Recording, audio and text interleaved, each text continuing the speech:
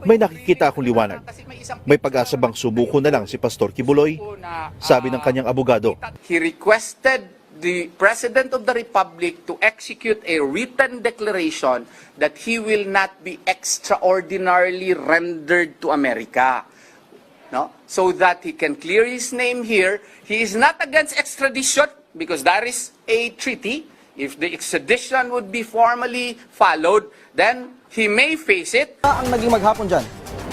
Ryan, pang-8 araw na ito pero hanggang ngayon wala pa rin pinagbago ang sitwasyon dito sa labas ng KOGC compound sa Davao City. Ito makikita nyo ngayon sa aking likuran, may mga pulis, may mga tao, labas-pasok. Ganyan pa rin ang sitwasyon hanggang sa ngayon.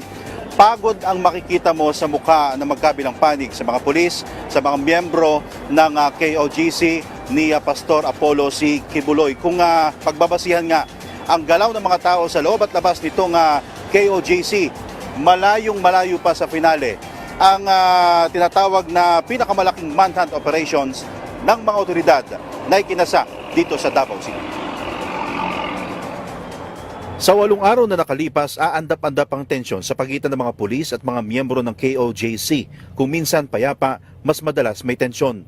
Bantay sarado ng mga pulis ang gate ng KOJC compound. Sa labas, sa gilid ng pader, ito ang makikita.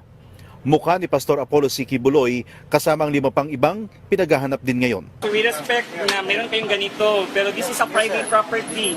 Hindi pa man nagtatagal isang abogado ng KOJC ang lumabas para sitahin ang ginawa ng mga pulis. Whether you like it or not, nagpasok kayo, i-remove namin to. We will remove this private property. You post it other place, wag dito. Halata pa sa mga mata ng miyembro ang hapding nararamdaman sa kasalukuyang sitwasyon ng kanilang simbahan at ng leader nito. It is our right also kung ano lang yung dapat i-post dito. So we can argue and we can also demand to remove everything na hindi kami sang-ayon. Nasa humigit kumulang 2,000 pulis pa ang nandito ngayon, nabuhat pa sa iba't ibang lugar sa probinsya ng Davao. Halinhina ng pagbabantay, may kada 6 na oras, pero karamihan sa kanila wala nang uwian. Ang gilid ng kalye, ginawa ng baraks, tubog sa polusyon at hamog sa gabi. Ang iba nga, nagkakasakit na, ubo, sipon. Sa PNP, iba napapagod, napupuyat, no? Kulang sa tulog. So they need to be replaced time to time. So, Hindi lang pulis, pati ang mga taga-KOGC, hirap na rin. Pero ayon sa PNP, nangangalahati pa lamang sila ng paghahanap kay Kibuloy at sa iba pa. Kanina, may bagong dating pa. Mga pulis mula sa BARM, sakay ng isang coaster. Naghahanda rin kasi ang mga pulis ngayon dahil bukas ang ika-39 na anibersaryo ng Kingdom of Jesus Christ. Yan nga ang problema. Kaya nang aming i-negotiate with Colonel Marantan, Hansel Marantan, no? Kasi ang gusto sana namin ay magamit ng aking kliyente yung kanilang cathedral. Sa gitna ng operasyon ng PNP sa mismong isi ang mga miyembro para sa gagawing pananambahan bukas araw ng linggo.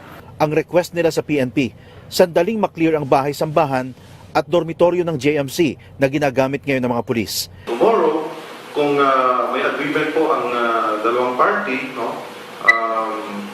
Then we'll still maintain our mandate to preserve peace and order. Kaya lang, huwag lang gawa naman ng kung anong balita, no? Na ang trabaho naman namin is to uphold law and justice. Sa gitna ng sagutang ito, may nakikita akong liwanag.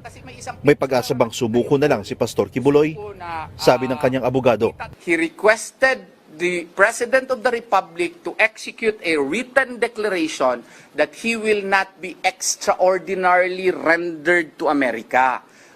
No? So that he can clear his name here. He is not against extradition because there is a treaty. If the extradition would be formally followed, then he may face it. Nais nila ng kasiguruhan na hindi babagsak sa ibang kamay ang kanilang leader. This is a very good news coming from Atty. Torion. Maraming salamat po po niyo ng information na nakakarating. But, if possible, unahin po natin respect the rule of law existing in our country. Pero habang wala pang malino na ganap, tabing kalsada ang tahanan ng mga pulis, natutulog, kumakain, naliligo, nagpapahinga. Ryan, nagdudulot naman ng matinding daloy ng trapiko ang aktibidad na isinasagawa dito sa harap ng KOJC compound. At makikita nyo sa akin likuran maghapon yan. na ganyan ang sitwasyon. Pero sabi ng mga taga rito, hindi lamang trapiko ang naidudulot itong problema dahil maging ang mga negosyo, even ang turismo, ay apektado na rin, dulot naman ng pagtumal ng pagdating ng mga tao. Ryan. Nako, mukhang mahaba-habang hanapan pa yan. Ingat at maraming salamat, Benji Durango.